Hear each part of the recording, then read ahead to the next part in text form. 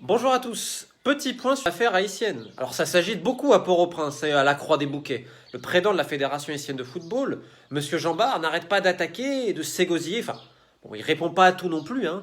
En référence à cette interview à Radio Magique 9, on lui a demandé est-ce que vous avez eu des enfants avec des joueuses, etc. Bon, là, il a préféré ne pas répondre. Je sais pas, c'est peut-être un heureux hasard. Mais bref, en tout cas, pour m'insulter, pour m'attaquer, soi-disant, en France, ça, il n'y a pas de problème. Donc je lui réponds officiellement, hein, attaquez-moi. Ah, mais j'attends que ça. Moi, j'irai au tribunal, je réponds à votre invitation avec grand plaisir. Et peut-être que c'est même moi qui vais vous attaquer, parce que bon, à force de m'insulter de tous les noms et de prendre les gens pour des cons, il faut dire stop. Donc je réfléchis, moi, à vous attaquer sérieusement. Parce que moi, je ne suis pas un menteur, contrairement à vous.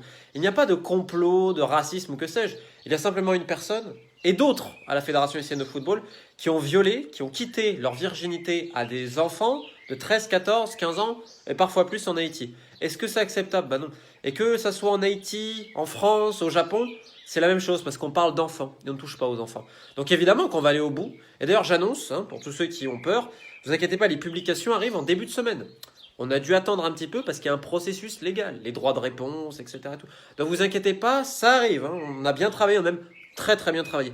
Et puis moi je travaille sur d'autres choses, hein, parce qu'il n'y a pas que les publications. Il y a aussi tout le reste du travail, parce qu'on ira au bout, les victimes le méritent, et je me bats surtout pour des enfants, et qu'ils soient haïtiens, français ou tout.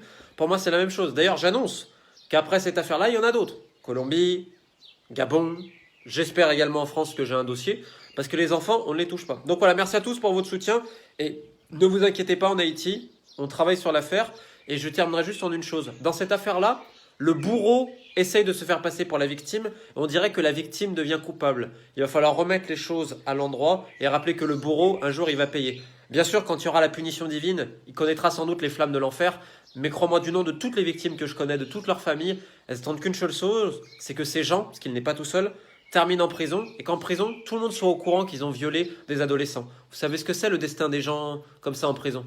Voilà. C'est la volonté, je pense, de toutes les victimes et de moi, du plus profond de mon cœur. J'irai jusqu'au bout. Peace.